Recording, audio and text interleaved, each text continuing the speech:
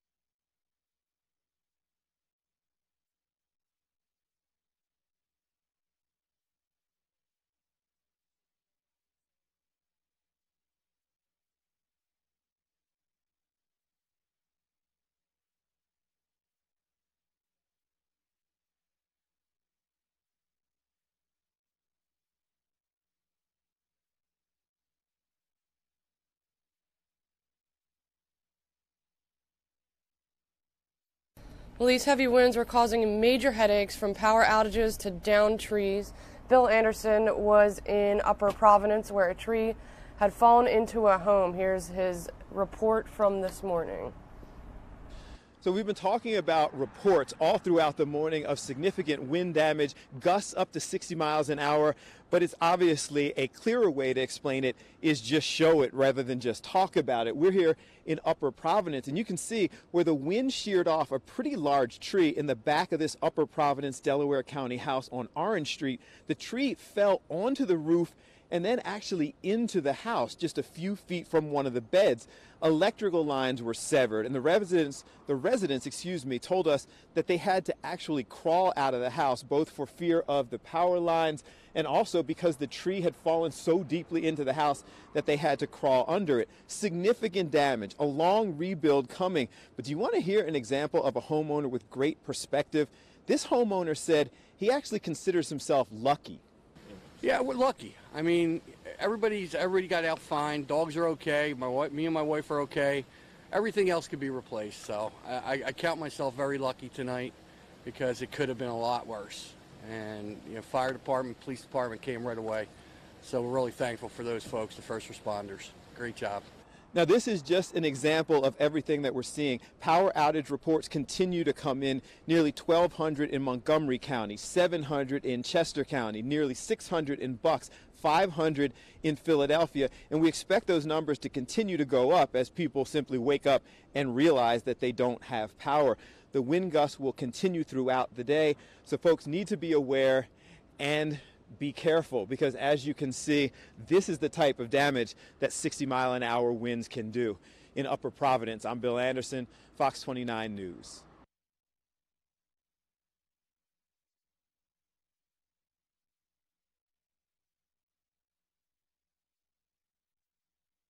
Area schools have announced delays and closures Monday following a number of power outages, as we mentioned. In media, Pencrest High School originally announced this morning that they would open 3 hours late.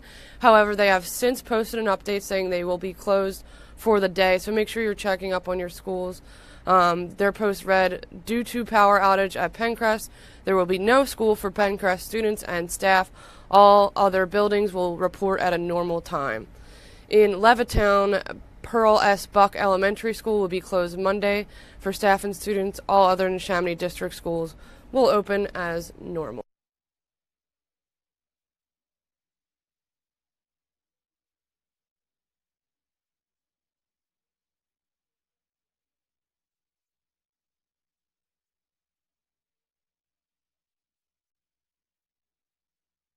And now into some local breaking news. Developing this morning, a father was shot right in front of his wife and 2 children in South Philadelphia. Steve Keeley reported this.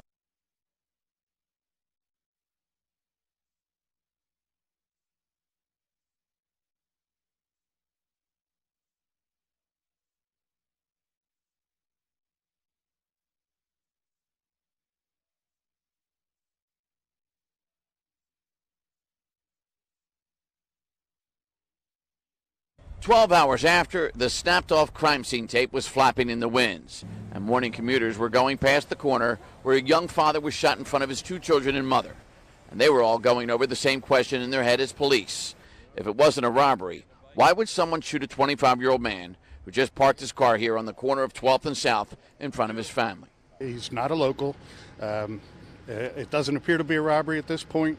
So the detectives are handling it. They're investigating, and I'll have to get to the bottom of what occurred. Dang, I park right there. Then I'm like, I hope they okay.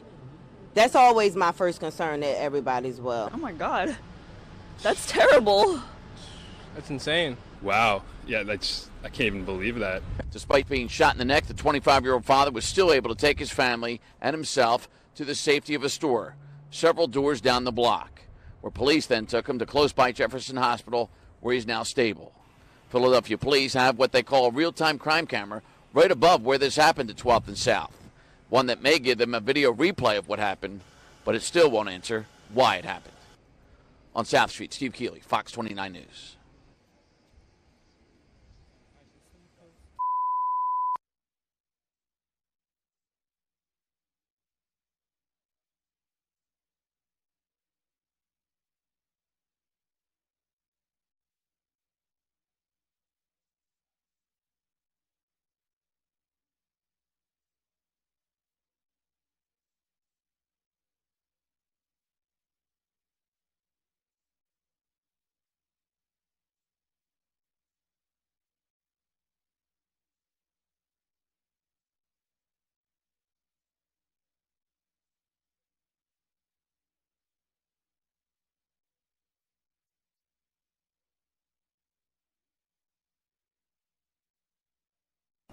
There is now another victim in the string of sex assaults and attempted robberies plaguing South Philly.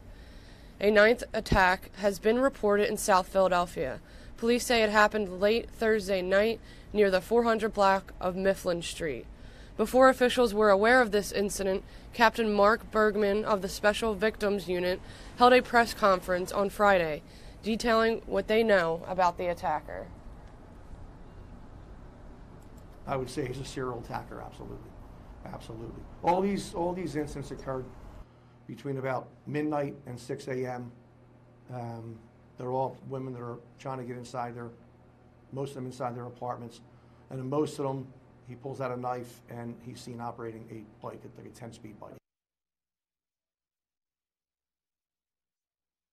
This man has been attacking women for 2 months now, since December 20th of 2018. If you have a tip for police, contact them immediately.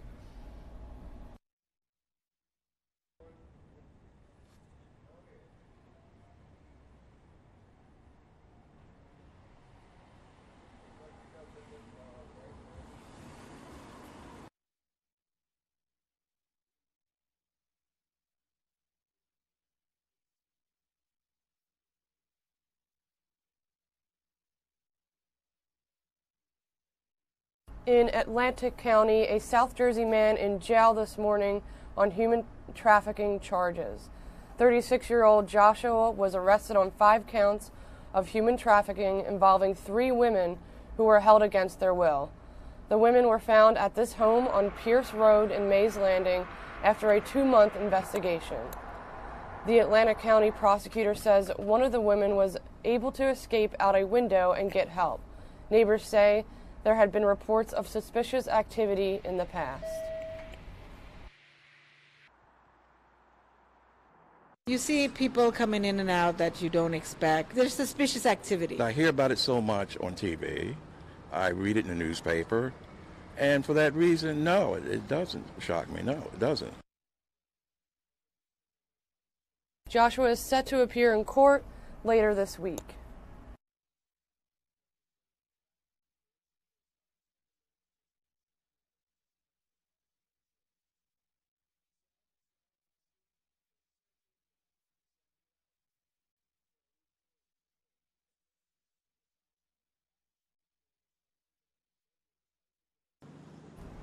Out in Delaware County, the bomb squad, SWAT, and fire department all rushed to a church service after a man claimed he had killed a woman and was barricaded inside. More than 50 people were forced to evacuate a service held inside the Crozer Mills Enterprise Center in Upland yesterday, when a man called authorities claiming to be armed with explosives and threatening a shootout with police. After a thorough investigation, it was determined that none of the caller's claims were true. When we entered, everything was fine. There was no other persons in the building. There was no crime scene, particularly as far as bombs or the reported deceased body. It's kind of crazy that it would happen.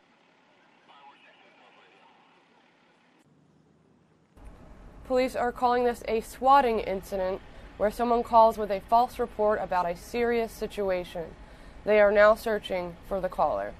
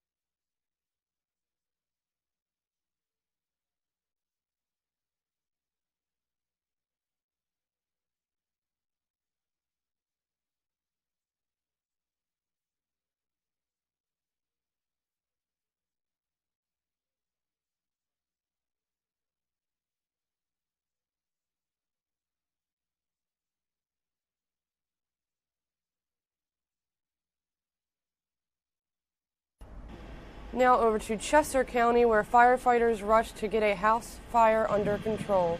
Flames broke out at this home on Phillips Lane in West Vincent Township around 11:30 last night. One person was treated for burn injuries.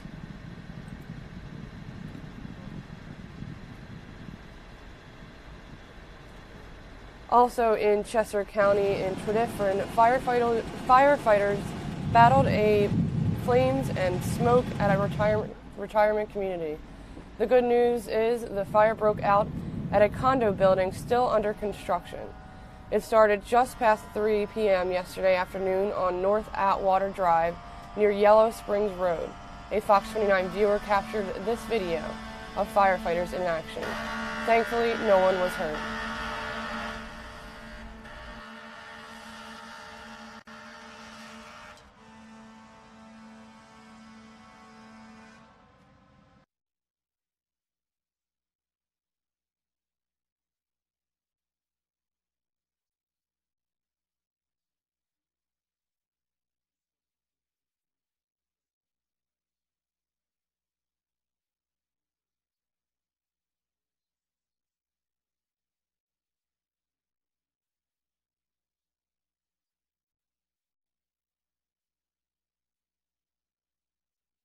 In some good news, the Philadelphia Fire Department honor a brave local teen who saved 2 of his young neighbors.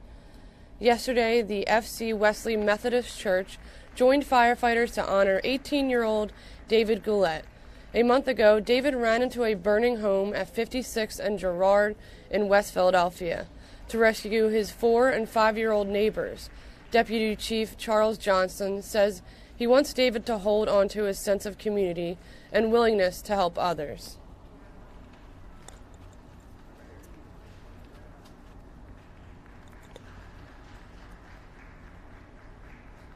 And the fact that he actually wants to help the Philadelphia Fire Department spread the message about making sure you have working smoke alarms in your house on every level and knowing what to do when they activate, makes me feel so proud. I wasn't really expecting none of this to really happen. I really feel honored, I really appreciate this. David says he thinks it would be pretty cool to possibly join the fire department one day.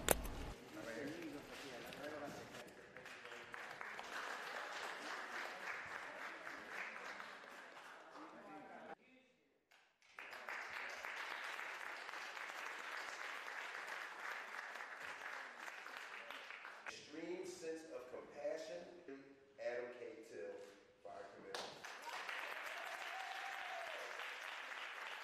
1, 2, 3.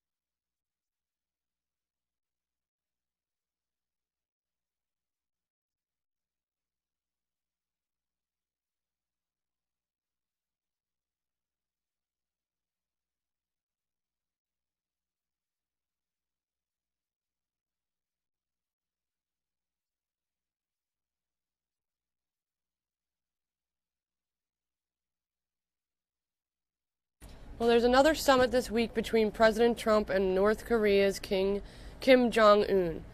So what will come of this? Doug Luzader in Washington was with Fox 29 Good Day this morning with more. It's 11 past 7, you might say 7:11.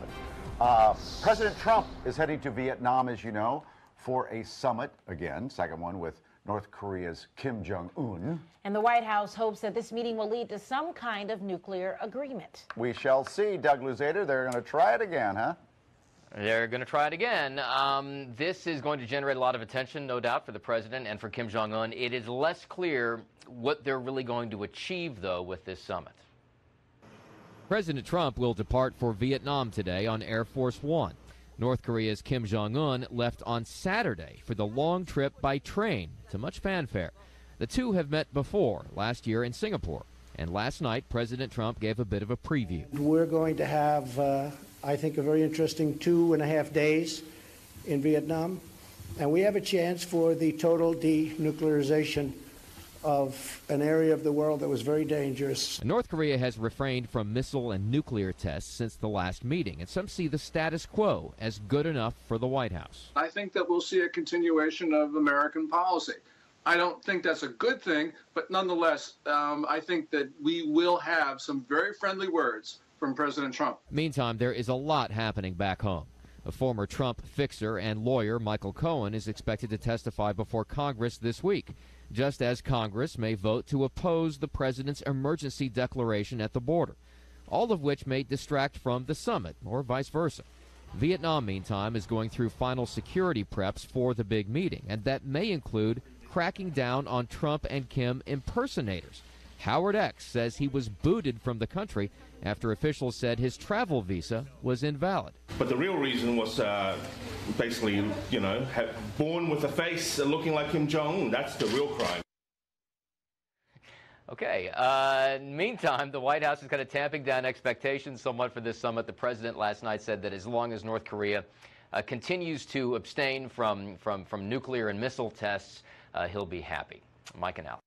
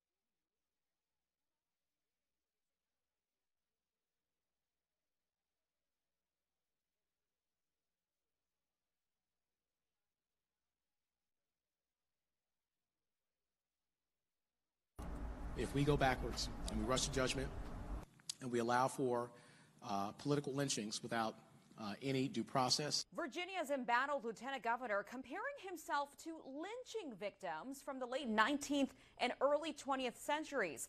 The governor, Justin Fairfax, lashing out at critics to conclude an explosive legislative session during a surprise speech on the state's Senate floor.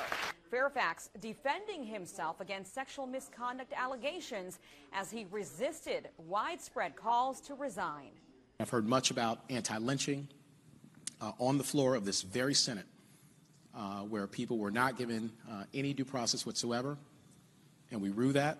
Two women accusing Fairfax of sexual assault. One of the victims saying the governor raped her 19 years ago while they were students at Duke University. The second accuser claiming Fairfax assaulted her in a Boston hotel room during the 2004 Democratic National Convention. Fairfax denies both allegations but insists law enforcement should investigate the case. Fairfax says he has lived for 40 years without any accusations during his remarks, adding the truth is on his side. I want to stand in this moment in the truth. House Republicans plan to hold a public hearing where Fairfax and the two victims could testify, a move that Fairfax and some Democrats have panned as a political ploy. In New York, Aisha Hasni, Fox News.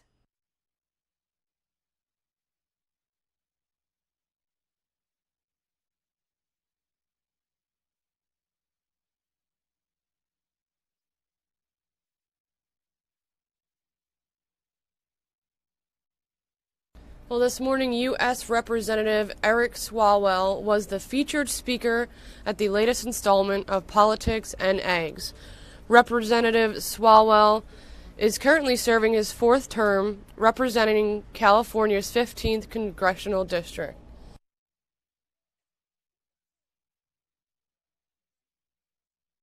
He serves on the House Judiciary Committee and the House Permanent Select Committee on Intelligence, where he chairs the CIA subcommittee. He's considering running for the 2020 Democratic presidential nomination. The Politics and Egg series is a forum for presidential candidates, political leaders, and other political analysts and commentators as they visit New Hampshire, home of the nation's first presidential primaries.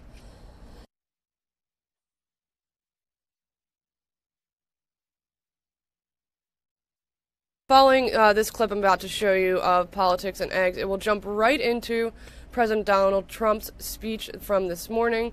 He was at a meeting with governors of U.S. states in the White House. It was held prior to his departure for the summit with North Korean leader Kim Jong-un. So here's a look at Politics and Eggs first.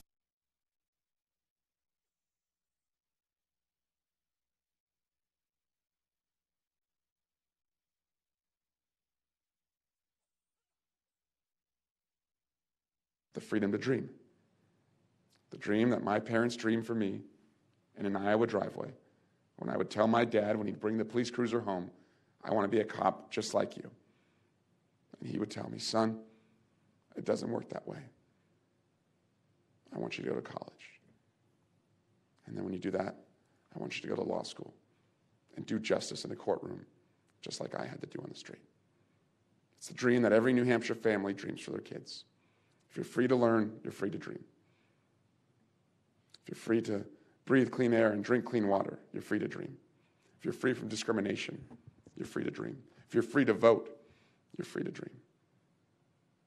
And if you're free to ride your bicycle, freeze your face off, look at the biggest house on the block, and believe that if you work hard, one day you can live in that house, you're free to dream.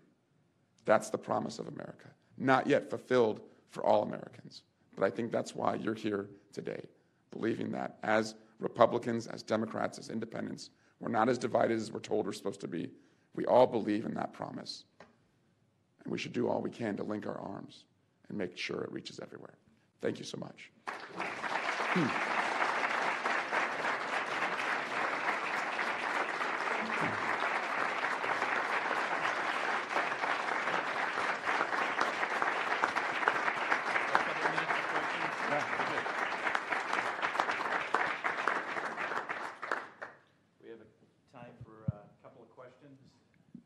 just ask the first question? Yeah.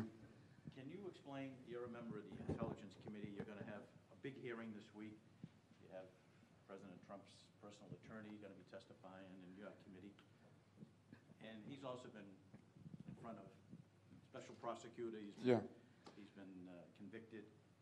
What is the mandate of both the special prosecutors, the gender, and the Intelligence Committee? Is there an overlap, or is there a clear difference? Yeah. Did everyone hear the question? What's the mandate of the Intelligence Committee as it compares to Special Counsel Mueller's investigation? So there's some crossover, but the Special Counsel's responsibility is to find and prosecute crimes. So that means he can really only tell us through indictments what he and his team can prove beyond a reasonable doubt. That's the highest standard in the land. Now, I'll give you an example of what he could not tell you.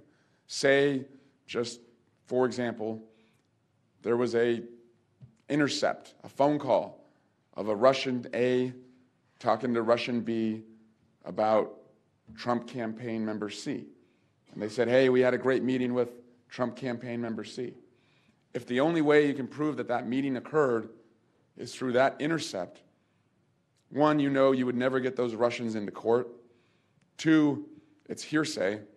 You couldn't use that. You couldn't rely on that to prove your case. You couldn't even bring an indictment and try and work backwards into it. The ethics of being a prosecutor wouldn't let you do it. But it still is evidence. And our job on the Intelligence and the Judiciary Committee is to follow the evidence and tell the American people what happened and let them reach the conclusion. We don't have that standard of proof beyond a reasonable doubt. So we're looking for all evidence and just making sure the American people know that evidence is not a conclusion. Now, we are also looking at financial crimes. We're not sure if the Mueller team is looking at financial compromise. If you look at the indictments so far and the reports of who's been before the grand jury, it's unclear if he's looking at that. But in our investigation and in free press reporting, we have seen that for decades, the Trump business has sought to do business in Russia, and that Russians have sought to do business with the Trump family and its business. We have two different Trump children saying that they've had millions of dollars flowing in from Russia. Then you look at the lender that the Trump organization uses, Deutsche Bank, and just in 2017, Deutsche Bank was fined $300 million for a multi-billion-dollar Russian money laundering scheme. So you have reason to look. And the reason you look is not palace intrigue. It's because you want to know if national security decisions are being made counter to what our American values are, because a president could be financially compromised. And when you look at the evidence of whether that may be the case, I think everyone would agree the policy toward Russia is certainly different than any Republican or Democratic president has ever had. Not wrong on its face, but if that policy is being driven because of prior financial dealings, then that's a real issue, and that's why you look. And do you think there'll be other indictments of people who have already testified in front of your committee? So the question was, do I believe there will be other indictments of people who testified before our committee? We sent over to the Mueller team just 2 weeks ago all of the transcripts from all of our interviews. It was a frustrating experience because they were voluntary interviews, and a lot of these people were not worthy of being taken at their word. So they would come in, and sometimes my Republican colleagues would even tell them during tough questioning, hey, this interview is voluntary. If you don't want to be here, you can leave. And you'll see that when our transcripts are made public. And believe it or not, one of the witnesses actually said, I'm going to take your advice and leave. So they weren't under subpoena, although it's still a crime to lie to Congress under subpoena or not. But we weren't able to press for further testimony. We weren't able to subpoena bank records, cell phone logs, hotel travel records. Where you wanted to test and contradict or corroborate testimony, we weren't able to do that. I do believe, though, just based on putting all these stories together, that there are others who are exposed for false statements. Okay. Carolyn from AARP. Americans continue to pay the highest prescription drug prices in the world. No one should have to food and taken the medicine. Do you agree drug prices are too high? And if so, how specifically will you work to lower prescription drug prices and reduce costs for all Americans? Thank you, Carolyn. They are too high, and I hear it from my mom and dad who worked hard. My mom still works today. She's got health insurance, but still she can't figure out an inconsistent pricing system. And just 2 weeks ago, I went and picked up Tamiflu for my 21-month-old, and the technician at CVS looked at me and she said, "Ooh, $5 for you, $250 if you don't have insurance." And so that inconsistency, you can imagine, it's either making Americans sicker because they're just not going to pay the $250, or it's wiping them out. What I would do is first allow Medicare to compete for the cost of prescription drugs just as the VA system can, which has reduced the cost for VA people who are VA recipients.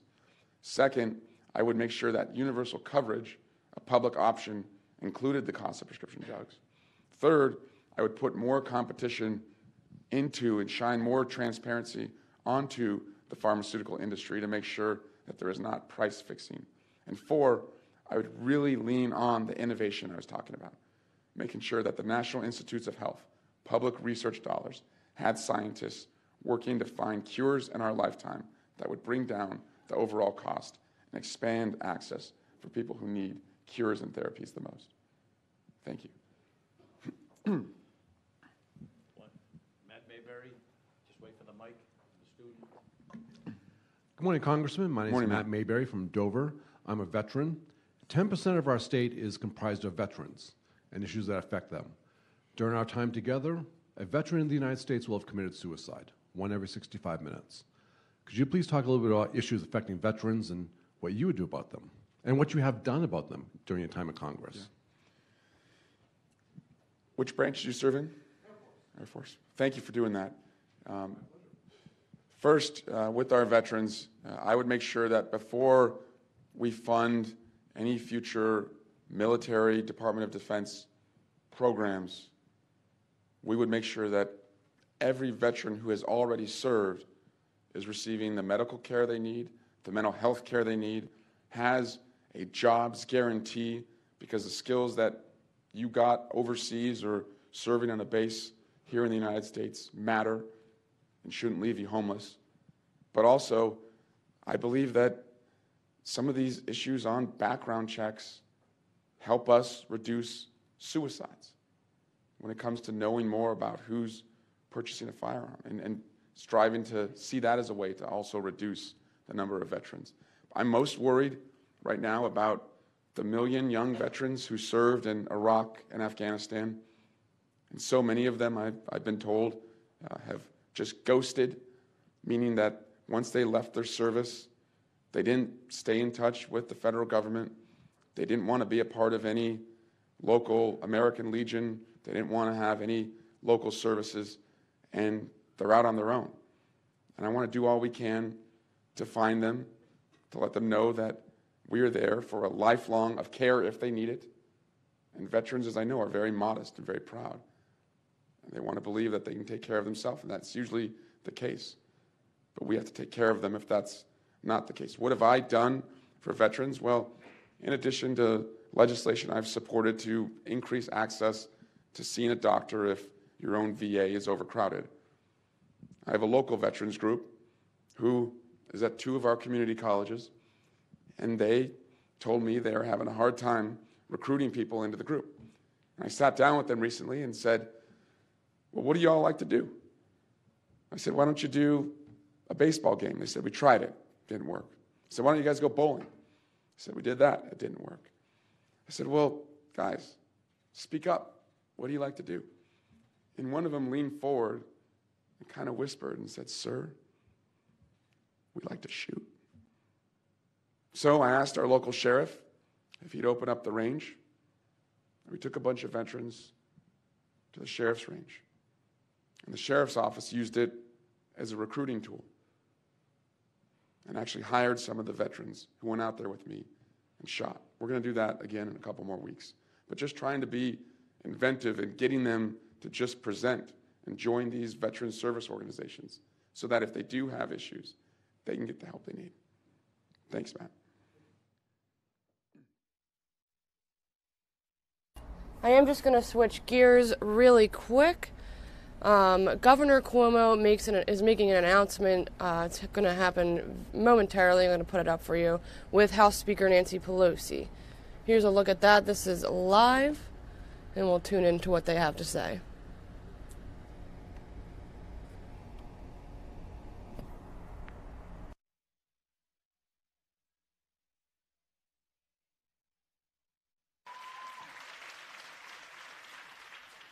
Manhasset Borough President Gail Brewer.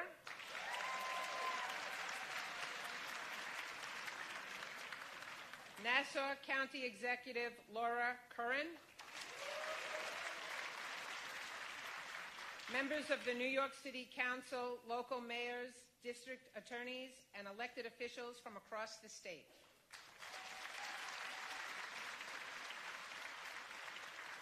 Brothers and sisters from labor, clergy, faith leaders, and all of the advocates and stakeholders who are working to prevent gun violence in our schools and communities. Members of Governor's administration here with us today.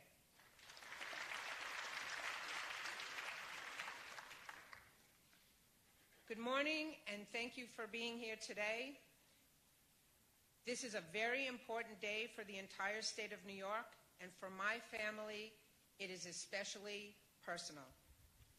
I am one of far too many mothers who have faced the inexplicable tragedy of losing a child in a school shooting.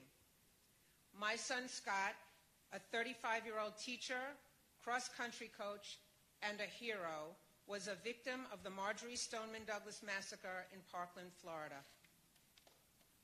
We are also joined by Mark Barden, who lost his 7-year-old son, Daniel, in the Sandy Hook shooting.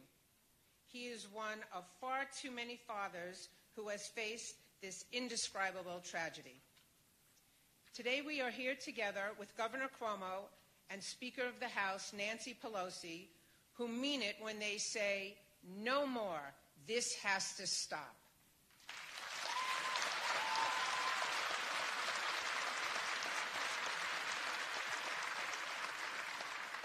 My family and I are from Long Island, and we are fortunate to have elected officials here in New York who are taking action for stronger gun safety laws.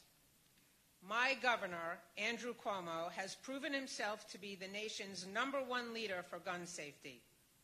It could be a coincidence that New York has the 3rd lowest gun deaths per capita, but I don't believe in coincidences.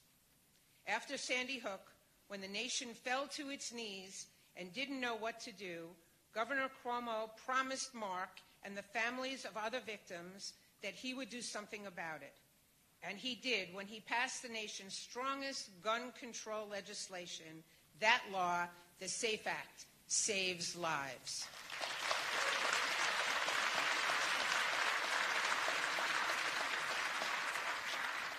After the Parkland shooting, I met with Governor Cuomo as we fought for the red flag bill, and he told me, "We will get this done."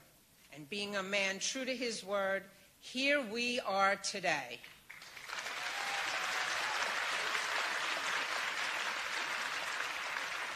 The red flag law he's about to sign will save lives. Parkland would have never happened, and my son would still be alive if Parkland had the red flag law on February 13, 2018. Teachers and students at the school say they knew the shooter was a threat, but there was nothing they could do because there was no law in place. So I am very proud of my state for doing what makes sense, and I know Scott is proud too.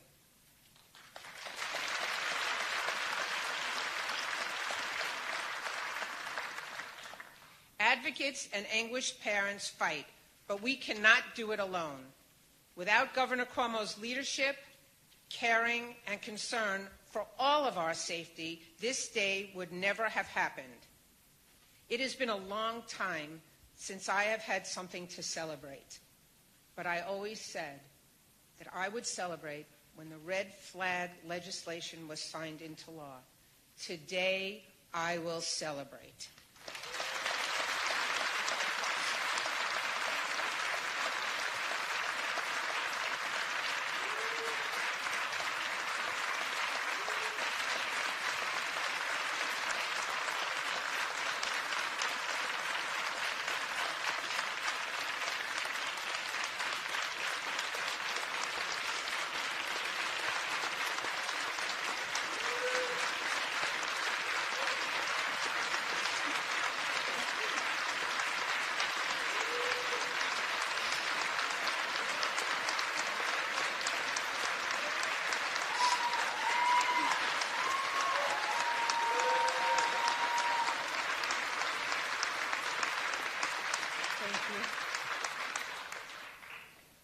I can now look up and say to my son, Scott, no matter how senseless, no matter how unspeakable, no matter how incomprehensible, your murder is going to save lives.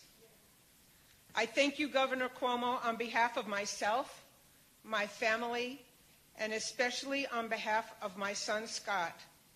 Scott J. Beagle, we did it.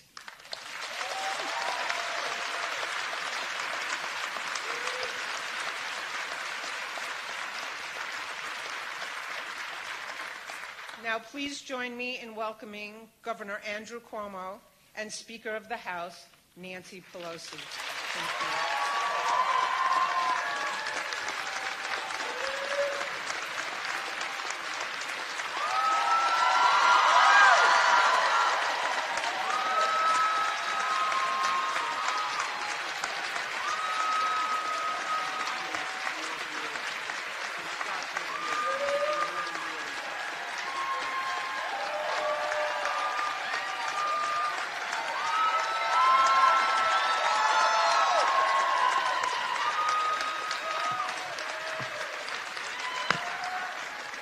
Thank you.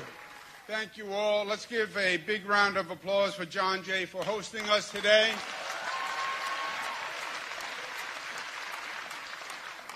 To Linda Beagle Schulman and her husband Michael Schulman, God bless you for taking a terrible tragedy and taking that energy and taking that pain and turning it into something positive.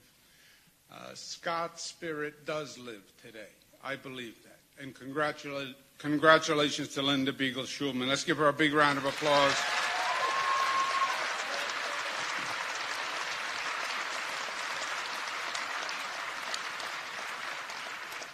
We also have with us today Mark Barden, who lost his son Daniel, 7 years old, at Sandy Hook.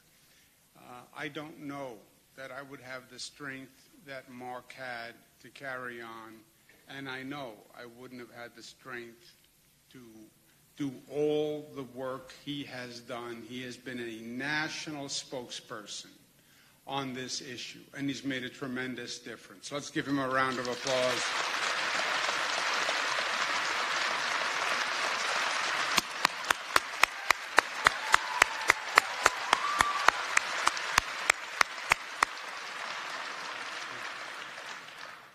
To all the survivors and the families, to the advocates, to the moms who demand action, you're getting it today.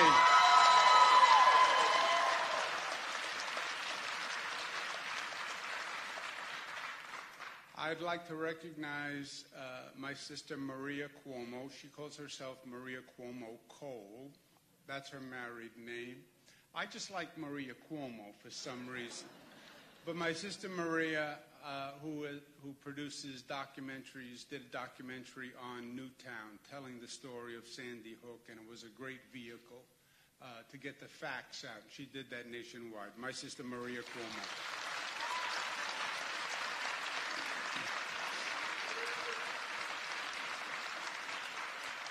To all my colleagues in government who are here today, especially to Senator Kavanaugh and Assemblymember Simon, who carried the bill. I was just speaking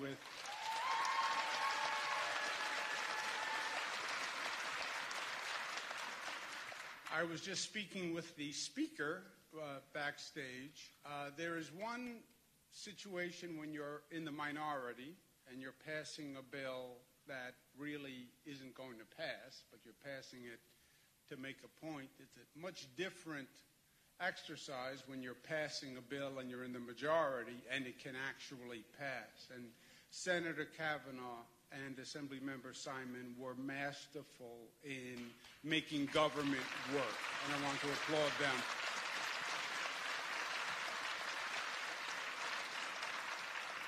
And to have Speaker Pelosi with us today, how great is this?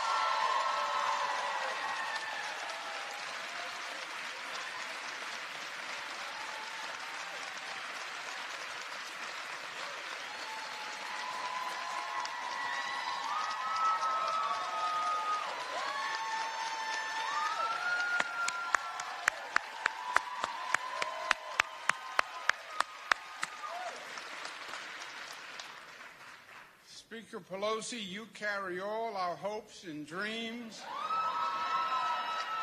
You have given us strength and hope in the middle of the darkness. Speaker Pelosi is a champion for democracy, not just Democrats. She is the champion for democracy in Washington.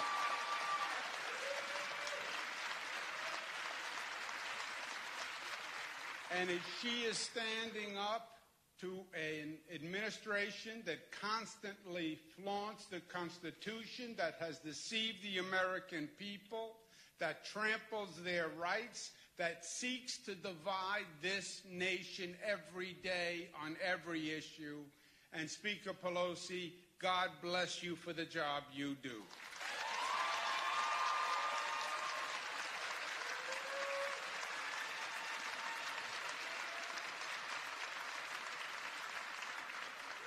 Now, New York is proud of what we've done on the issue of gun violence. After Sandy Hook happened, which was next door in Connecticut, 26 people killed, young children killed in a school, New York stood up and said no more. The nation said, oh no, Sandy Hook was an exception. That was just a once in a lifetime, that will never happen again. And New York said that's not true. It's not an exception. And something has to be done. And we know it's a hard issue. And we know it's a difficult issue. And we know it's an emotional issue. But something has to be done because literally we are losing human life. And when they said in the nation, well, no, it'll never happen again, we said yes, and we're going to do something. And that was Mark Barden's quest. And that was our conviction as New Yorkers, and we passed the SAFE Act, and we were right. We were right. Sandy Hook was not the last. It was not an exception. In many ways, it was only the beginning of a terrible scourge that went across this nation, and it's only gotten worse, one after the other, one more violent than the other, one more nonsensical than the other. And we said, no more, let's use common sense, and we passed the SAFE Act. And the SAFE Act made sense. Yes, people have a right to a gun if they are legitimate hunters, legitimate sportsmen, but not a person who is mentally ill, not a person who has a criminal background. Why would you ever put a gun in their hand?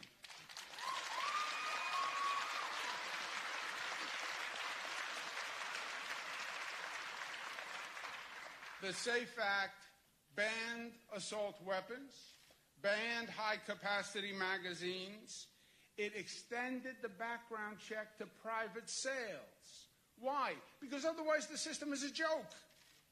And right now, the fight that the Speaker is going to have in Washington this week is exactly on this point. If you don't have a background check on private sales, you have nothing. All it means is if you can pass a background check, you walk into a store and you buy the gun. If you can't pass a background check, you buy the gun privately. Instead of walking to the store, you walk down the block and you go to a gun show. Or you buy it from a private individual and you pay a little bit more because they know that you can't pass the background check, but you can still buy a gun. It is a total loophole that swallows the law. The reality is there is no background check in this nation if you want to buy a gun, because there are so many guns and you can buy them privately. It is a joke. And the SAFE Act said, not in New York. We're going to extend the background check to the private sales also. So anyone who has a gun needs to go through a background check.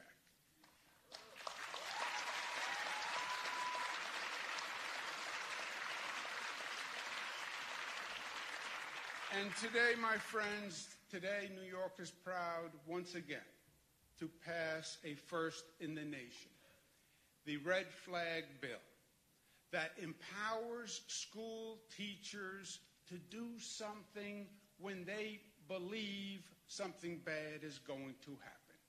And we empower school teachers not by giving them guns, which is the president's idea. I mean, how ludicrous a concept. Arm the teacher. So when the bad person comes into the classroom, there can be a shootout in the classroom. I mean, it is really ludicrous and nonsensical. No, arm and empower the teacher with the law. So when they see there's a problem,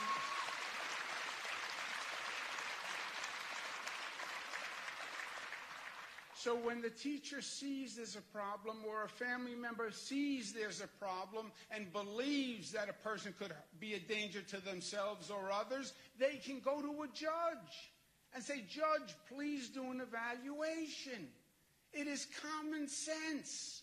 If you believe that was going to happen, why would you sit back and do nothing? You protect the individual's rights because you go to a judge and there's a court-ordered evaluation.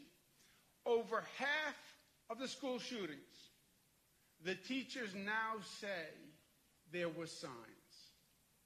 There were signs in the person's behavior, in the destructiveness, students who were suicidal. Over half the time there were signs.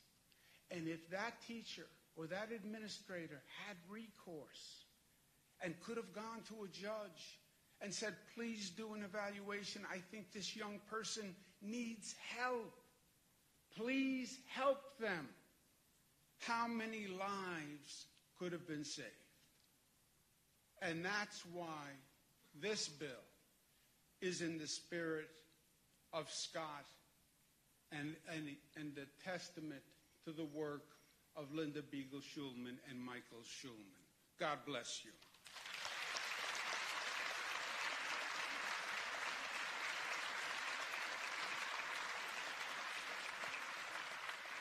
And while New Yorkers are proud of what we've done, we are also a very realistic people. And we know that we can't solve this gun problem within the borders of this state, because guns come over borders and the lines on the map are meaningless. This has to be done nationally. It has to be done federally. This is a uniquely United States problem. We lose more people to gun deaths than most developed nations. The first year of President Trump's administration, we lost 40,000 people to gun deaths, the highest number in 50 years since the federal CDC was taking numbers. Hopefully, the Speaker's good work this week is going to start us on the road to end this carnage. And Madam Speaker, what New York offers you is this.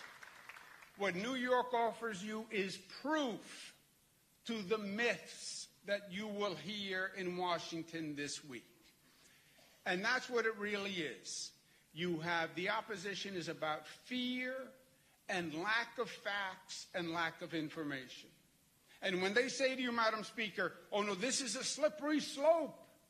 Once the government starts to regulate guns, that's a slippery slope, and then they're going to take all of our guns. This is just the camel's nose under the tent. 6 years ago, we passed the SAFE Act. 6 years ago. We have 6 years of experience. Hunters still hunt. Sportsmen still have their guns.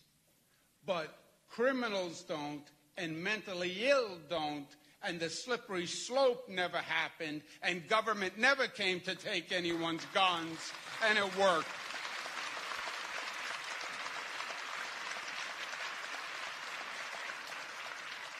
And after 6 years, Madam Speaker, today there are 130,000 people on a mental health database who could have bought a gun the day bore the SAFE Act, but now can't buy a gun because they are not mentally stable enough to have a gun. 130,000 names.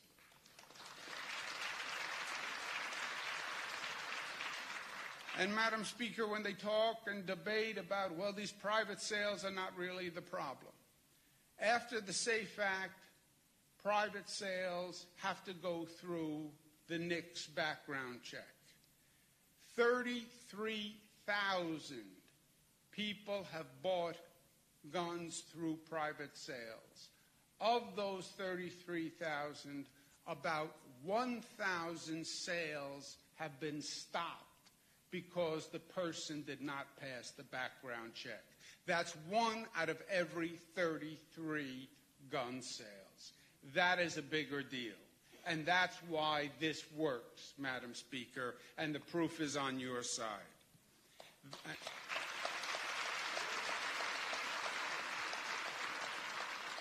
The SAFE Act saved lives and didn't infringe on anybody's rights.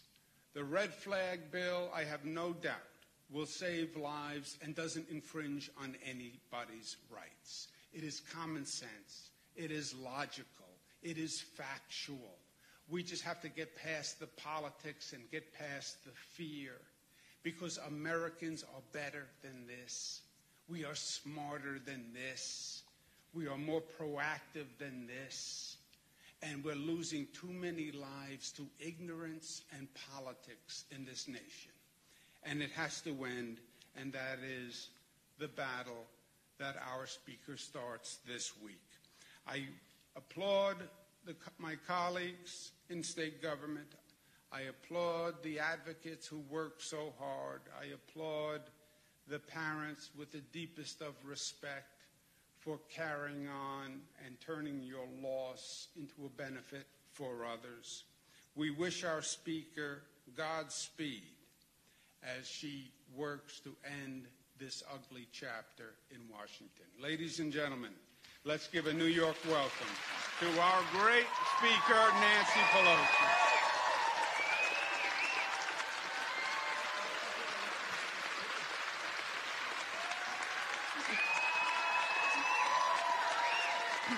Good morning. Good morning, everyone. Thank you for your kind welcome. Governor Cuomo, thank you for your invitation to be here today, for your kind words of introduction. Let us salute Governor Andrew Cuomo for his tremendous leadership on this and so many other issues. Thank you, Governor Cuomo. I join Governor Cuomo in saluting the parents who are with us, to Mark, Linda. Thank you both for channeling your grief into action to save other lives. I've seen Mark around the country over the years. He has been a relentless champion. And Linda, to hear you say today is a day that you could celebrate. That makes a difference. That warms our hearts. It's an eloquent message, unsurpassed. Thank you, Linda, for your family's leadership on this.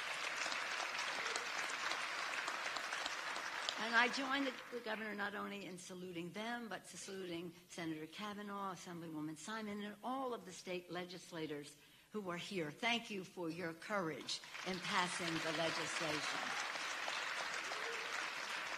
I say to my colleagues in the Congress frequently, the survival of our children is much more important than your political survival. The governor indicated the courage that it takes to pass this legislation. So once again, let us salute Senator Kavanaugh, Assemblywoman Simon, and all of the state legislators who played such an important role in sending this legislation to the Senate. And Governor, thank you for being the leader and inspiration and the relentless, persistent advocate for this legislation. I was pleased and honored to join you when you signed the landmark legislation last May that prevented domestic abusers from obtaining firearms. The SAFE Act, Mom's demand action was an important part of it, but all of the outside mobilization. Internally, I'm sure the legislators in this state, as well as our colleagues in the Congress, recognize that our inside maneuvering is essential, and we're responsible to do the best possible job to get the best, strongest possible result. But without the outside mobilization, we cannot be effective. So let us thank all of the outside groups for what they did to make this a success.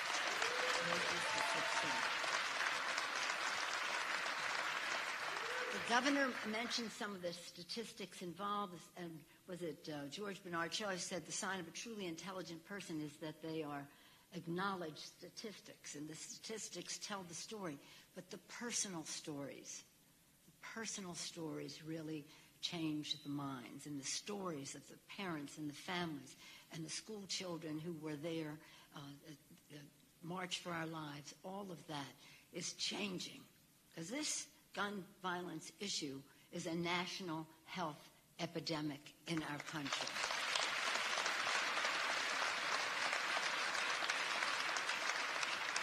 And Mr. President, if you want to talk about emergencies, this is an emergency.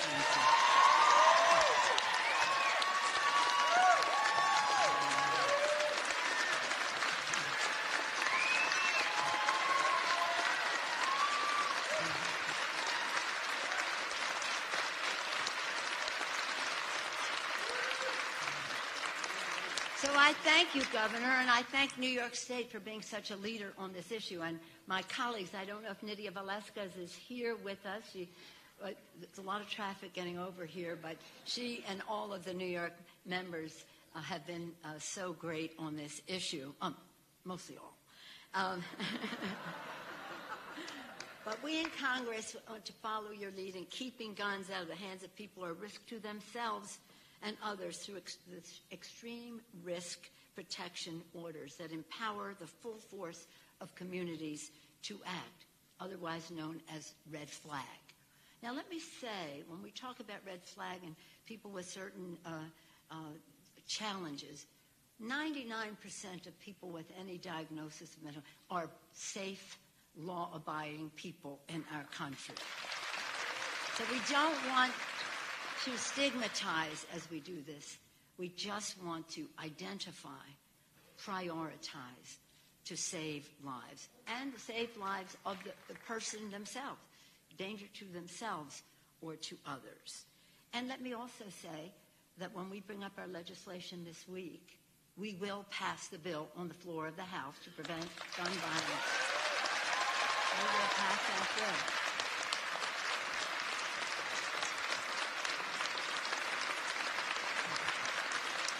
It's pretty exciting.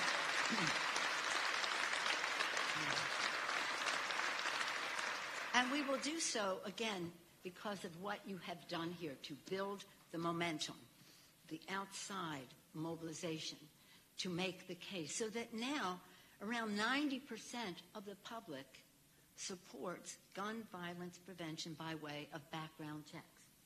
And that includes many gun owners and many members of the National Rifle Association. They're gun owners.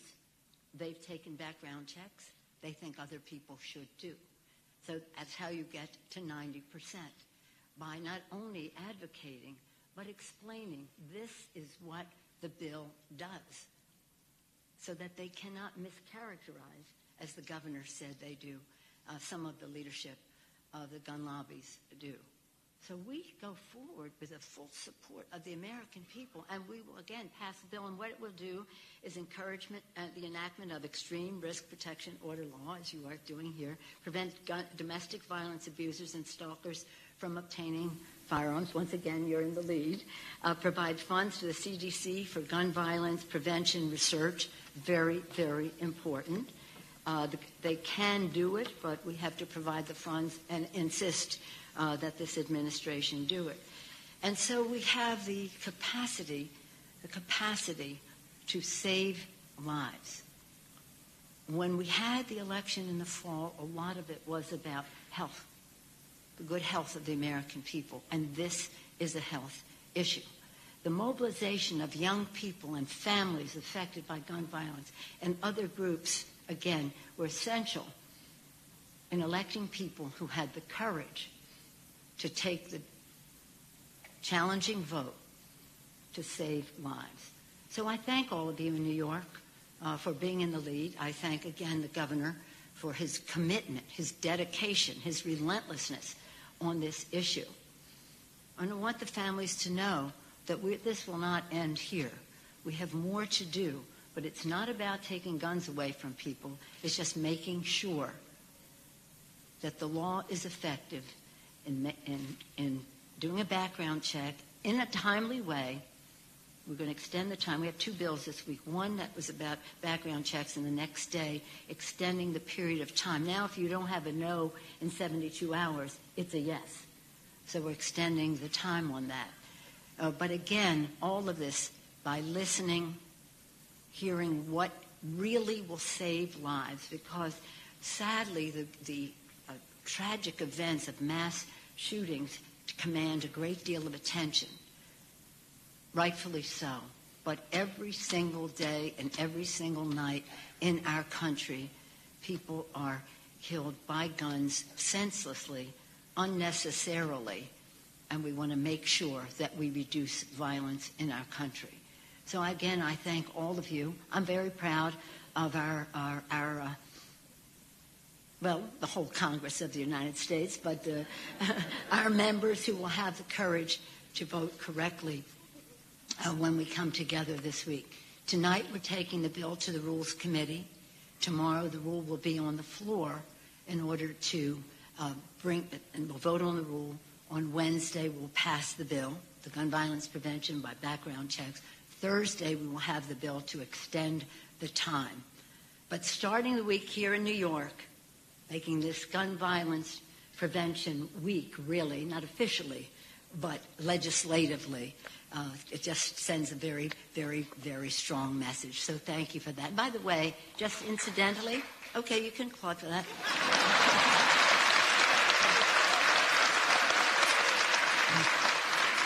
While we're together here, I just want to say what else we're doing this week. But I don't want to take attention away from the gun violence prevention, but it's about the Constitution, and the governor spoke about that. Tonight we'll also go to the Rules Committee to put forth a resolution to overturn the President's declaration.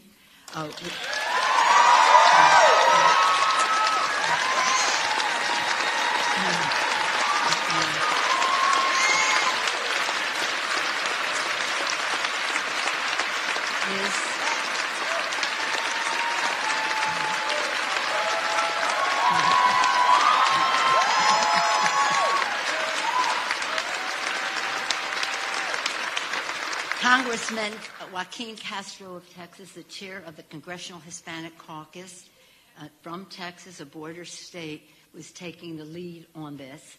And that bill will go to the Rules Committee tonight and the floor of the House tomorrow to be voted on. And this is not about politics. It's not about partisanship. It's about patriotism. It's about the Constitution of the United States of America. It's about our beautiful Constitution, beginning with the preamble, we the people of the United States. And as soon as that preamble ends, the very next words are Article 1, the legislative branch. Co-equal to every other branch, the executive branch, the judicial branch, spelling out in the text the powers of the Congress of the United States, the power of the purse being one of it. So this is not about partisanship. This is about saying we must honor our oath of office. To let the executive branch get away with this assault on the Constitution, we would be delinquent in our duties to the oath of office that we take.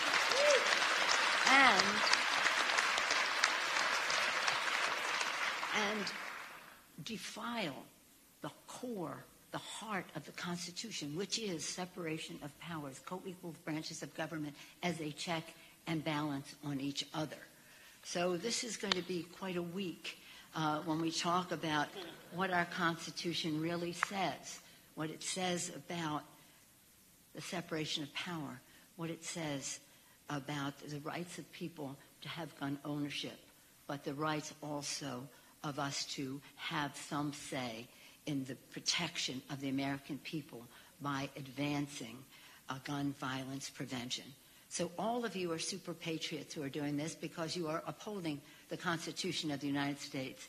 As you protect and defend that Constitution, you protect and defend the American people. Thank you all very much for doing it. And thank you, Governor Cuomo.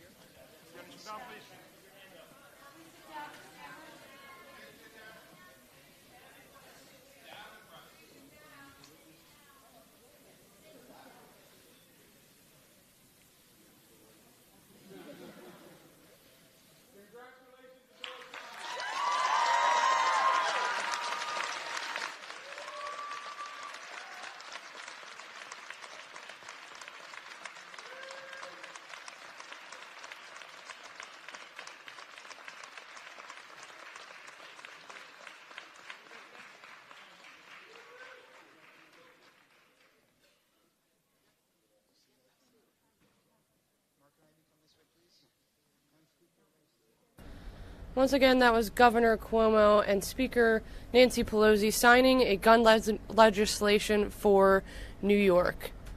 I do want to take it over to President Donald Trump. Prior to his departure for the summit with North Korean leader Kim Jong-un, President Trump spoke at a meeting with governors of the United States in the White House. Here is a look at that from earlier today.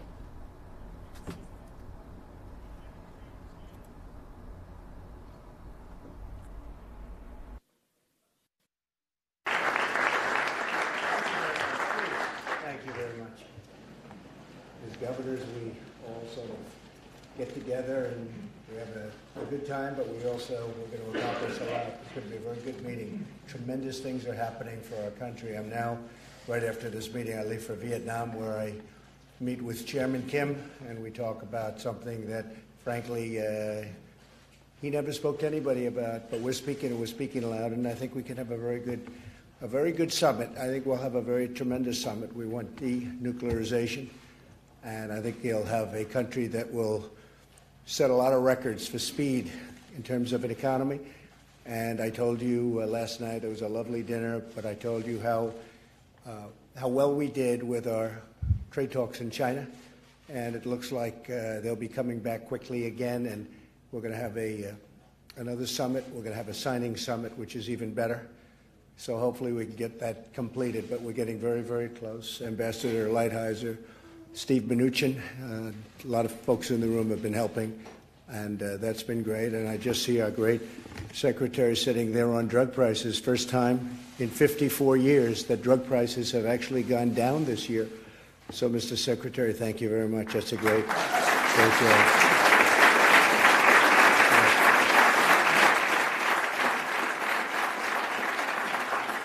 Today is my honor to welcome our nation's governors back to the White House after a wonderful evening last night, and I'm deeply grateful for your presence, your partnership, and your friendship. Many of you are such good friends as we work together on behalf of all Americans. We're here to forge bonds of cooperation between our federal, state, and local governments as we strive to deliver a safe, bright, and prosperous future for every community in our magnificent nation. Thank you as well to all of my cabinet secretaries who are here today to share their energy, expertise, and devotion. They are devoted, they work so hard, and they're doing a terrific job. There are few, I say there are none, but there are few administrations that have accomplished what we've accomplished over the last 2 years, in the first 2 years. It's been pretty incredible with tax cuts and regulation cuts, more regulations than any other administration in history, and that's very important.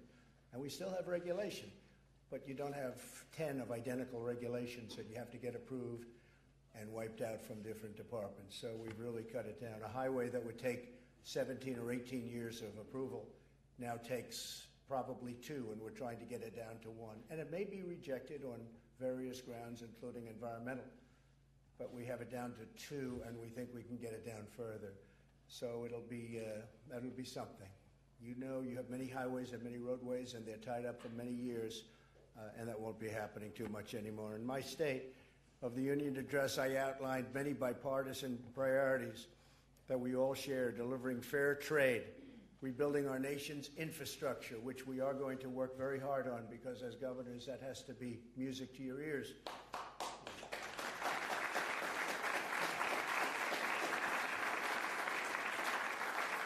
And I would like, on infrastructure, I would like you to call your senators and call your congressmen and women and get it done, because I'm ready. I want to sign. I am totally ready.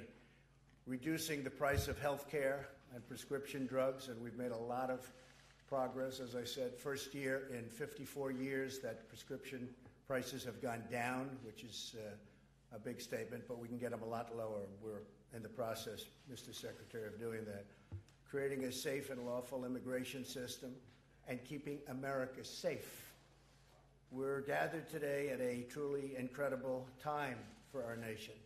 Things are happening like rarely ever before. Since the election, we've created more than 5.3 million new jobs, including 500,000 brand new manufacturing jobs, and that number is going to go over 600,000 manufacturing jobs in just a very short period of time. And if you remember, manufacturing jobs were never coming back to our country. Well, they are coming back, and they're coming back very strongly. And we have companies opening up in the United States that we thought we lost, that would never be back. And some are coming back, and some are brand new, and they're big. And they're coming in, they're moving in, which is one of the reasons we need people to come in. They have to come in through a legal process. But with a 3.7 unemployment, we need to have people coming in. We need workers, frankly, because we have all of these companies pouring in.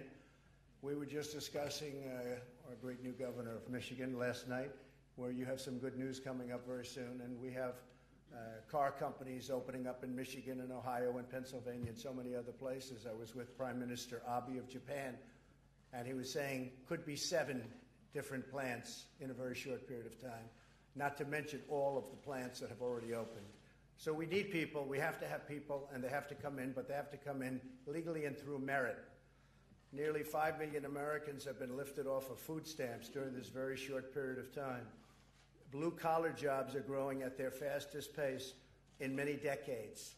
The unemployment rates for African Americans, and you've heard this many times, Hispanic Americans and Asian Americans have all reached their lowest levels ever recorded. And with women, it's now 64 years, lowest in 64 years. Soon it'll be historic. So America now has really the hottest economy on earth.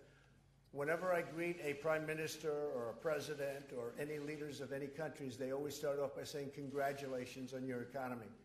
It's been incredible. Congratulations. And many of them are trying to follow our formula, which was cutting taxes, cutting regulations, and many other things. We give incentives, and we work very hard at getting companies to come back in. Those companies that left, we in particular, we want to work. They left our country. They fired all of their workers. They moved to another country. They're now coming back. It's a great thing. In a few moments, our first session on vocational training and workforce development will begin. We want every citizen to gain the cutting-edge skills they need to enjoy a rewarding, lifelong career. Many of the governors here today have identified this as a very top priority.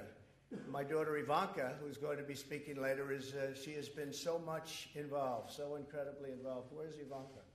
Ivanka, keep going. My daughter's created millions of jobs. I don't know if anyone knows that, but she's created millions of jobs. So because of our roaring economy, there are more opportunities than ever before to get sideline workers. And these are people that lost jobs and have never gotten them back, but now they're coming back and very, very rapidly get these sideline workers back into the labor force.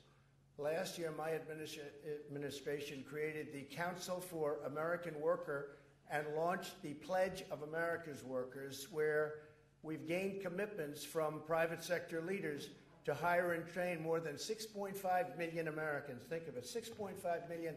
And these are jobs that, for the most part, would not have happened. I was also proud to sign a modernized Perkins Vocational and Technical Education Act into law.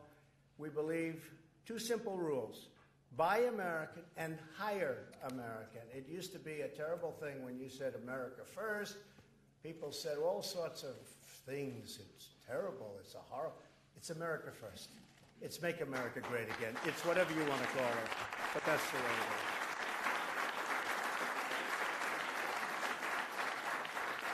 I mean, you know very well, and some can't say, and some can say proudly, but we would focus so much on other countries. It was almost like we put those, not almost, we put those countries ahead of ours. We actually took those countries, put them ahead of ours. We can't do it. And we're going to help other countries, and we have great relationships, but we can't do that anymore. It's America first. Today, we also will discuss the bold action we took to address economic inequality by establishing opportunity zones as part of our historic tax cuts. It's incredible what's going on. I don't know, I think some of you really see it, okay? You see what's going on with the opportunity zones, far greater than anybody thought. And we've done a lot of them, and they have great incentives. And money is being put in by very rich people and rich companies in areas that you would have said nobody will ever invest in. We established incentives for investment in more than 8,700 distressed areas that you have designated in each of your states. You're designating some tough places. I say, can they give us some tougher places than that? They are tough. And it's incredibly, for the first time ever, it's really working. The concept was always good, but it wasn't done properly. I want to thank you for partnering with us in this critical effort to lift up neglected and totally forgotten communities. I also want to thank every governor here today who is supporting our new U.S.-Mexico-Canada agreement, the USMCA.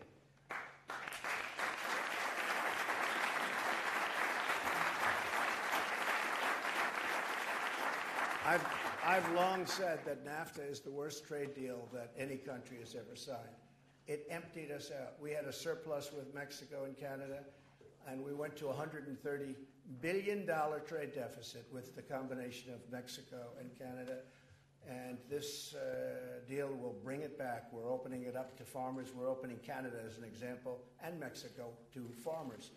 They were closed. It was a closed shop. They had all sorts of non-monetary trade barriers, and they had monetary trade barriers. They were charging for certain agricultural products an almost 300% tariff. Nobody ever talked about it. Nobody ever knew about it. And I'd go up to Wisconsin, and the farmers would say, "Sir, we can't compete. They're charging us 287%, to be exact." I said, "You got to be kidding." And we did something about it. So the USMCA is very important. It'll help our dairy farmers in Wisconsin, our winemakers in Oregon and Washington and California, our automakers in Michigan and Ohio and Pennsylvania and all over, and dozens of other states and ranchers and farmers and growers and manufacturers from coast to coast. It's a very, very comprehensive deal. It's a deal that nobody thought we'd be able to get approved. I was able to get it approved, to be honest with you, by using tariffs. I was putting very substantial tariffs, or was getting ready to, on Canada, who was very tough to negotiate. You know, we think of, oh, Canada. Well, oh, Canada's tough. They're tough. And I said, look, you know, you're either going to do this or we're going to put 20-25% tariffs on your cars that you ship in here by the millions. And every time we had a problem, we just said, that's okay, don't worry about it, we'll put the tariffs on. And they said, okay, fine, it's okay, we'll sign. It was tough. It was a really tough negotiation. And same thing with Mexico. But in the end, we got it done. And it's a great deal for us. And it's a very good deal, I think, for Canada and for Mexico. They have to get it approved also. We have to get it approved. Let's see what happens. And I think it probably will be. It should. I think from our standpoint, I know how much they hate me. But they have to hate me even more not to get this deal approved, okay? That's the only thing I can say. To be a prosperous nation, we must also be a safe nation. We passed groundbreaking criminal justice reform, and I have to thank so many people for that. But this was where super conservatives got together with super liberals, believe it or not. I mean, I'm looking at names on both sides and right down the middle. Criminal justice reform, where people are put into a jail for a pretty minor act. There's nothing minor, but a pretty minor act, and they're put in jail for 45 years and 50 years, and there's no chance of ever coming out. And it was a very, and it's very tough, by the way. A lot of conservatives signed it, and signed it very willingly. In fact, they pushed it. They were pushing it, I think, as hard as the other side. But it's very, very important. Many states here today are following the same roadmap to help former inmates become productive and law-abiding citizens. And one of the things that's helping the inmates so much, you know this probably better than I do, the economy is so strong that inmates for the first time are getting jobs when they come out. And I have a friend who's hired 7 or 8. I can't say everyone was perfect, but he said 5 are, I'll always have them. They're great.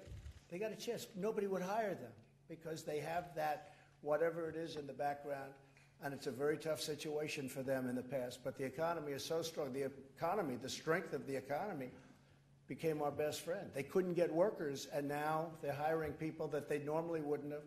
And the results are incredible. Companies all over the country are saying, wow, they're really doing a great job, and it makes me very happy. I think without that very powerful economy, it couldn't happen.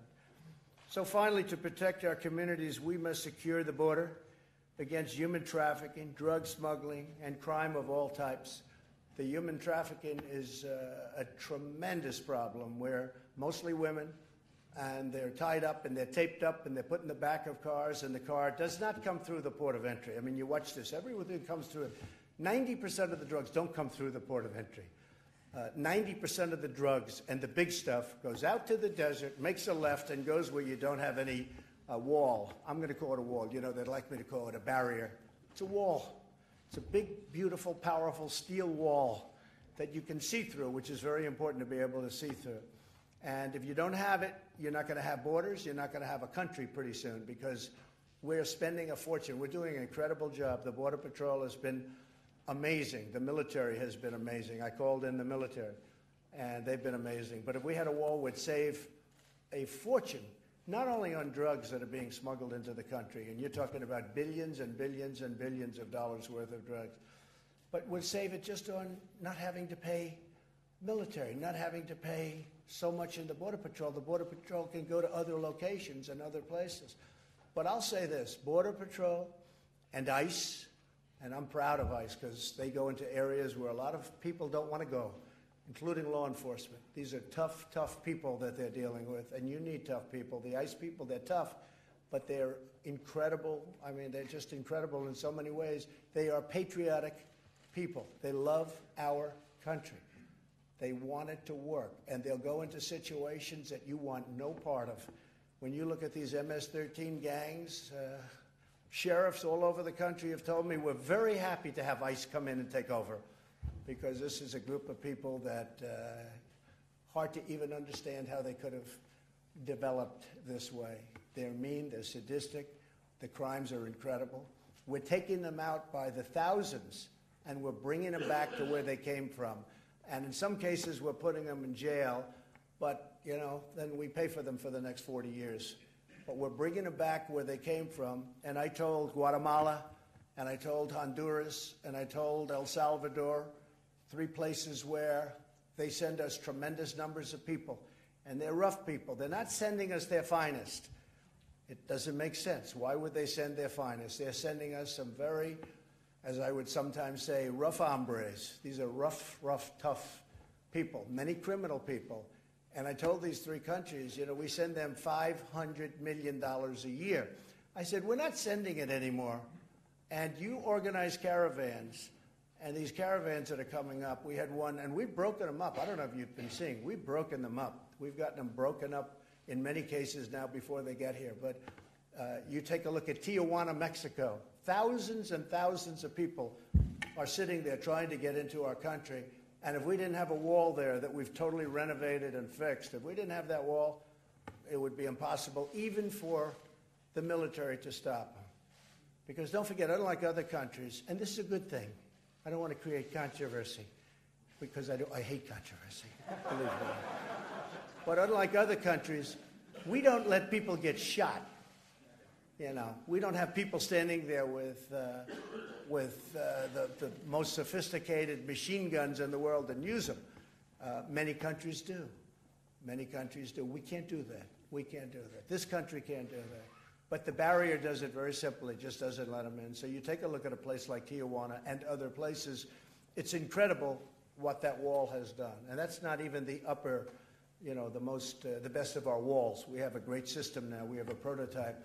We have, I expect to have 250 to 300 miles of wall built in the very near future. Secretary Nielsen is here right now, and we will shortly have about 200 miles under construction. We just started a 47-mile patch. We have different patches.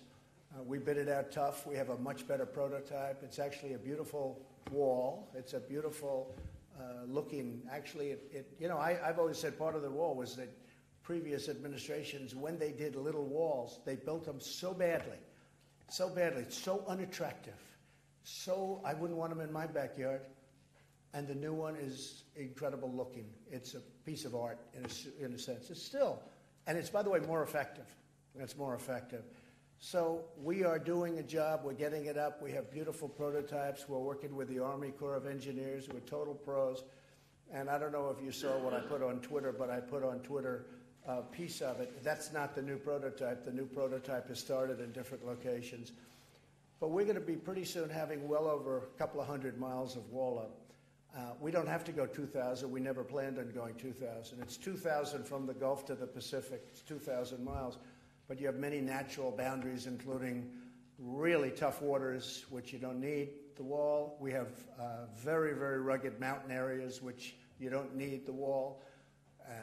Actually, if we do a really good job, and if we have some money left over, we might even throw them in areas where you would say you don't need them, because they'll figure a way. That will be the area. That will become the weak spot. It's like water.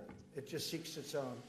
But these people, they have the traffickers. They're vicious. They're smart. The coyotes. How about the name Coyote? They have people tied up, put in the back of trucks and vans. They can't go through checkpoints. They have to go through open areas. Can't walk through. You can't go through it, because even if they don't do much of an inspection of your truck or your car, they do open the back door, or they do look through a window. You can't have women sitting there that are tied up. So when I hear the other side say, and we have some of the other side here, but when I hear the other side say, oh no, everything goes through the checkpoint, that's absolutely false. You have areas where you literally have roads that are carved in the sand, that it's used so much. They go right through these roads. They go right. They hang a left and hang another left, and welcome to the United States. There's nobody there to even talk to, because you're talking about 2,000 miles. You're talking about a lot of area. So we're doing really well on the wall. The emergency, you've all been reading. We do have an emergency. We have an emergency of people pouring into our country that we don't want. Criminals, smugglers. We have drugs pouring into our country. We can't have it. We can't have it. We cannot allow this to happen to our country. Most drugs, most of the major drugs are coming through the southern border. This will make it, you're never going to stop it completely, but we can stop it a lot.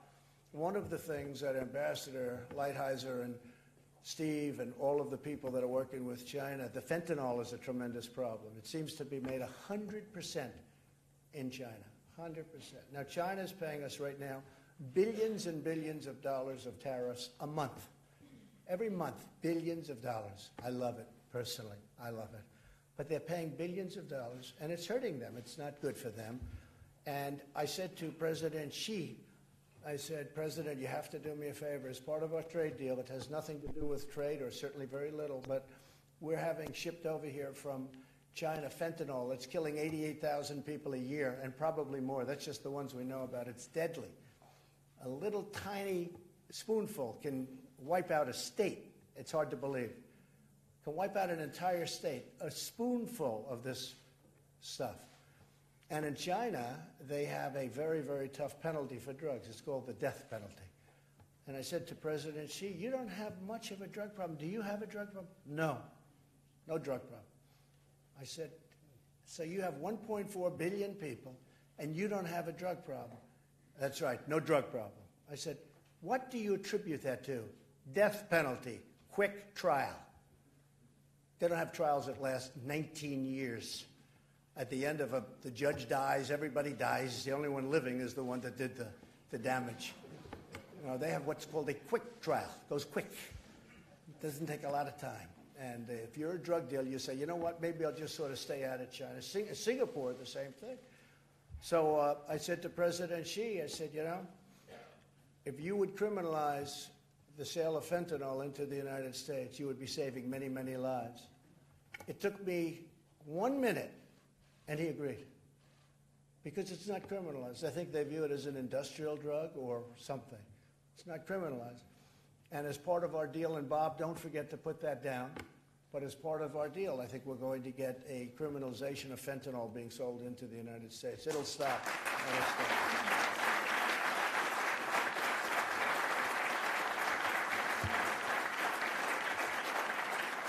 Very important.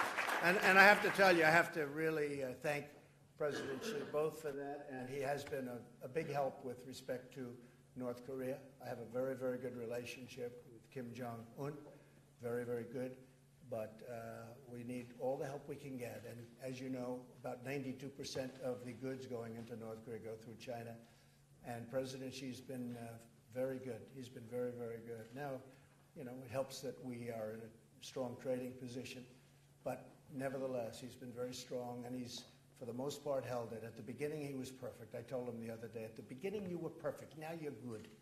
Not quite as good. You got to get better. But maybe we'll make a deal, and then we won't have to worry about that any longer. So that'll be something really great. But he's been great, and the fentanyl is, they're already working on that process. And, you know, I said, do you need any other approvals? No.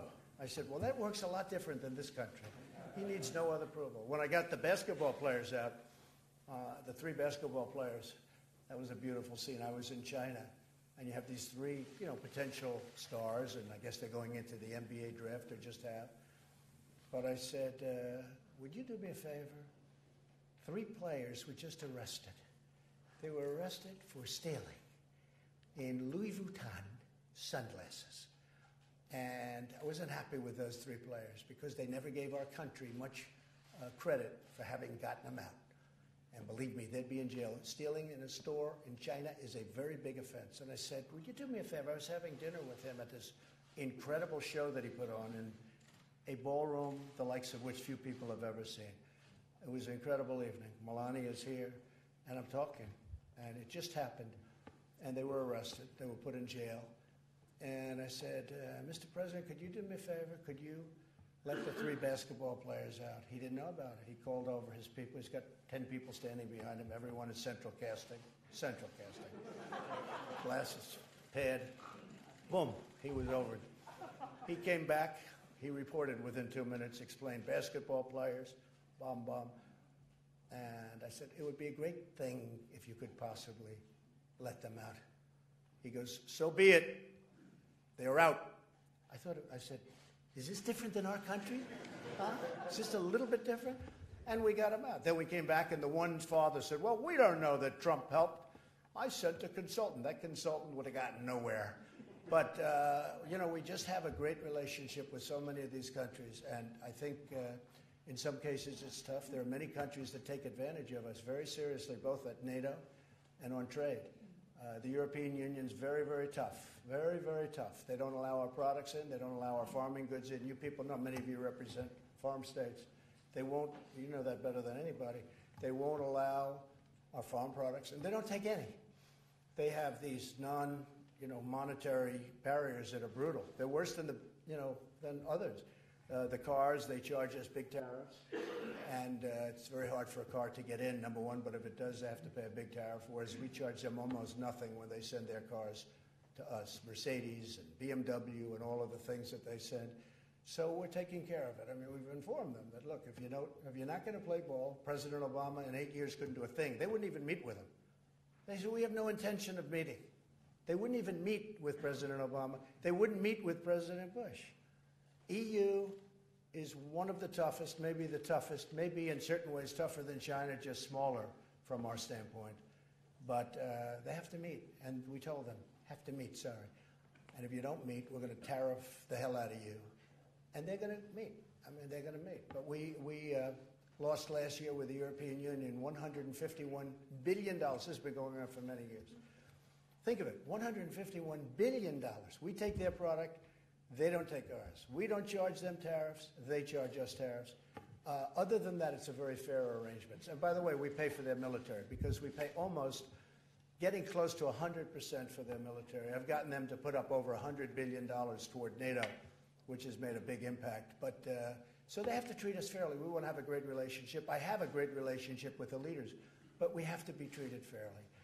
So overall, we're doing a great job for our country. Our country has rarely done better, maybe never done better from an economy standpoint. We're very proud of it.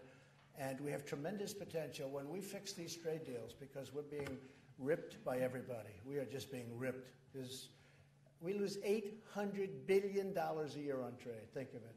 It's inconceivable. $800 billion. Nobody even knows what that means. And we're fixing that all up. We start with Mexico, Canada, China. China's the big one. China's 50% of the number, even more. And we're doing very well. That could happen fairly soon, or it might not happen at all, okay? Might not happen at all, but I think it's going to happen, and it could happen fairly soon. The relationship is great. So I just want to thank all of the governors for being here. You're very special people. I think we have 17 brand new governors, right? Brand new ones, very smart ones like my friend, huh? Congratulations, it's a great, you have such an easy state. That's so easy. Great state of Illinois, what an easy state. I don't know, huh? Have you found it to be easier or tougher than you thought? Well, you're going to help us out. I'll help you out. I'd help everybody out. I'm going to help you out. Congratulations. It's an honor to have you all at the White House. Thank you very much. Thank you. Thank you.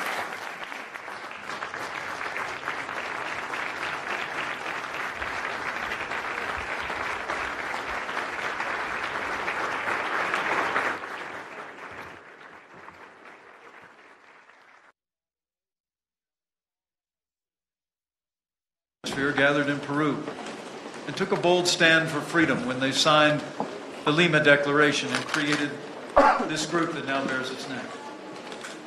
The Lima Group has proudly led hemispheric efforts to call out the Maduro regime for its slide into dictatorship. And today, thanks in large part to the leadership represented here today, more than 50 nations have joined us in recognizing Interim President Juan Guaido as the only legitimate president of Venezuela. You've heard the voices of Venezuelan patriots crying out for freedom. You've supported their courageous effort to face down the brutal dictatorship of Nicolas Maduro. And for that, I'm going to switch gears really quickly here. This is Vice President Mike Pence participating in a bilateral meeting with the President of the Republic of Colombia. To the countries represented here today, and especially to our friends Colombia and Brazil, the United States is grateful for the way you've stepped forward to help the Venezuelan people in their hour of need. President Duque, your country has accepted more than 1 million Venezuelans with open arms and fought the drug smugglers, gangs, and human traffickers that have overrun your sister republic. And for your country's leadership, you have the deepest gratitude of the United States. And let me take this opportunity to say to all of those who would threaten our friend for taking a bold stand in defense of democracy in Venezuela, know this. Colombia is our strongest partner in the region, and any who would threaten her sovereignty or security would do well not to test the commitment to our ally or the resolve of the United States of America. Vice President Maron, as I saw firsthand in Manaus, the Brazilian people as well have shown great compassion in providing aid to the Venezuelan people.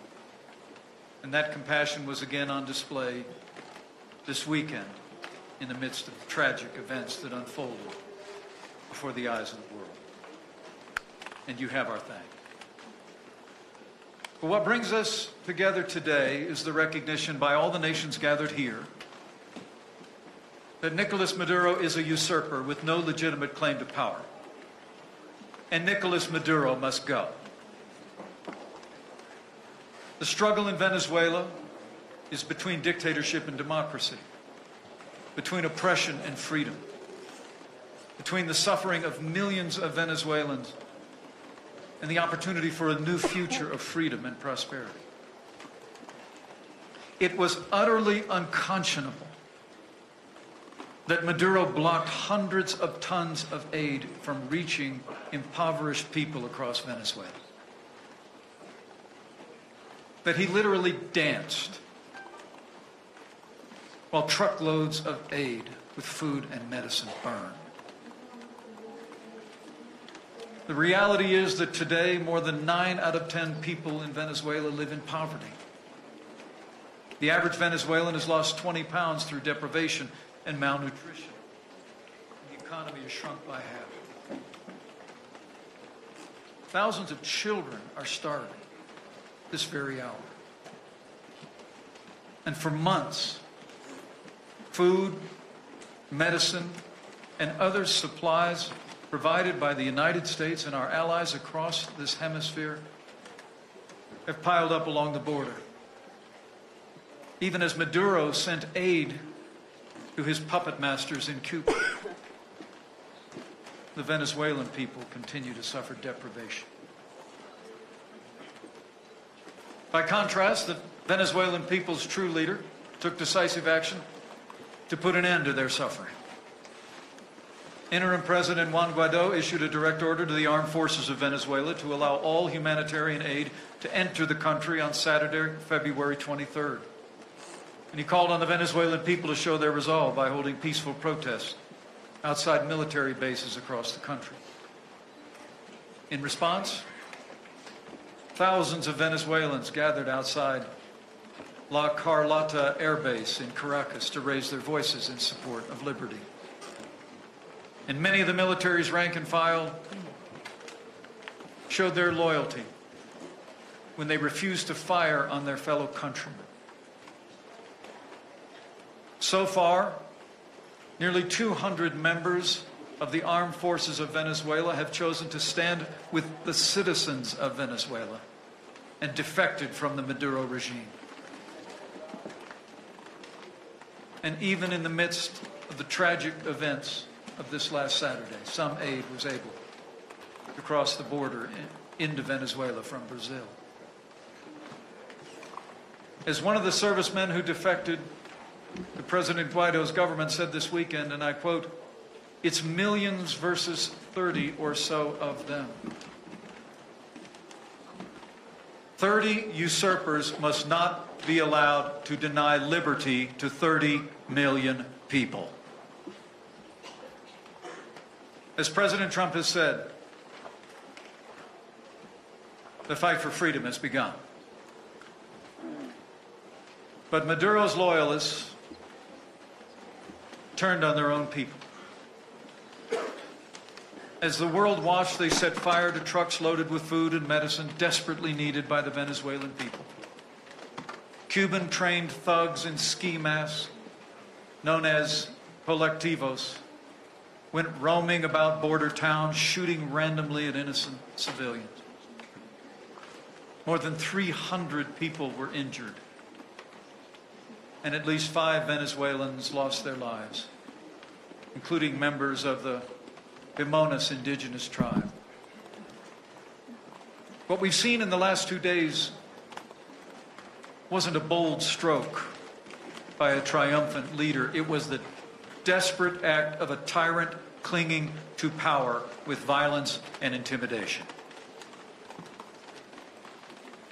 Since day one of this administration, I'm pleased to report that the United States has recognized the threat that Nicolas Maduro posed to the Venezuelan people and to nations across the region, including ours. And our administration has taken decisive action to stand with the people of Venezuela as they seek to reclaim their freedom. The United States has imposed sanctions on more than 50 top officials, as well as on Venezuela's state-owned oil company, PDVSA, to stop Maduro's cronies from enriching themselves at the expense of the Venezuelan people. Speaking before the United Nations General Assembly in 2017 and in 2018, President Trump called on all nations to stand with us in condemning and isolating Maduro's dictatorship. And on January 23rd, when the Venezuelan people took to the streets to march for freedom and democracy, the United States was proud to be the first nation on earth to recognize Juan Guaido as the rightful president of Venezuela. It's been my honor to travel to Latin America 5 times on the president's behalf, strengthen the coalition of support for a free Venezuela, to strengthen the ties that bind freedom-loving people all across this hemisphere. And I'm proud to report that America's kept our promise to stand with the suffering people of Venezuela. We've stood with resolve and generosity, and so we will continue to stand. Under President Trump's leadership, the United States has provided more than $139 million in aid to the people of Venezuela already, the most of any nation on earth. Just in the last 2 weeks, we've sent 5 military transport aircraft with 400 tons of food and medicine to Colombia and Brazil. As President Duque and I discussed today, our efforts to date will not only continue, they will be increased. Despite Maduro's brutality, we will press on. As we speak, we're identifying new areas along the border where we can pre-position additional aid for the struggling people of Venezuela. Today, also, it's my privilege to announce that the United States will provide an additional $56 million to support our partners in the region as you come to the aid of the Venezuelan people, fleeing from the deprivation and oppression of the Maduro regime. In the days and weeks ahead, the United States will continue to deliver life-saving food for the hungry, medicine for the desperately ill, and shelter for those displaced by the brutality and deprivation of the regime. And while we stand with the Venezuelan people, we will also continue to stand up to all of those who would oppress them.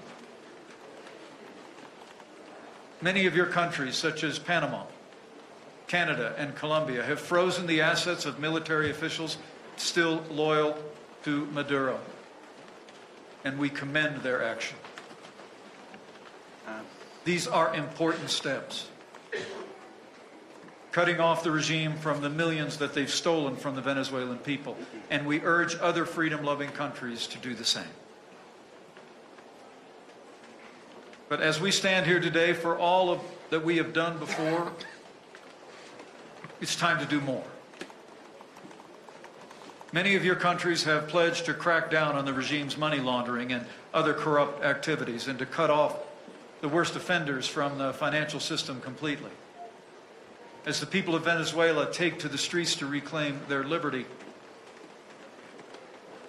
it's time to make good on those promises. And so today, with great respect, the United States calls on all the nations gathered here to intensify efforts to deny the Maduro regime access to financing and take the following actions to isolate the Maduro dictatorship. First, we call on all Lima Group nations to immediately freeze the assets of PDVSA. Second, we urge you to transfer ownership of Venezuelan assets in your country from the Maduro's henchmen to President Guaido's government, and to do so immediately. We also urge all nations present to restrict visas for Maduro's inner circle and vote to recognize President Guaido's representative at the Inter-American Development Bank. These are important steps that the members of the Lima Group should endorse today and your nation should implement tomorrow. It's time. And to support you in these efforts, at President Trump's direction, effective today, the United States will impose additional sanctions on regime officials, including 3 border state governors implicated in last weekend's violence and a member of Maduro's inner circle. These men work to block aid for people in need and suppress peaceful protests, while their tyrant danced in Caracas. Their actions will not go unpunished. In the days ahead as well, the United States will announce even stronger sanctions on the regime's corrupt financial networks. We will work with all of you to find every last dollar that they've stolen and work to return it to the Venezuelan people. As we continue to bring economic and diplomatic pressure to bear on the Maduro regime, we hope for a peaceful transition to democracy. But as President Trump has made clear, all options are on the table. And to those members of Venezuela's armed forces who continue to back Maduro, I have a message from the President of the United States.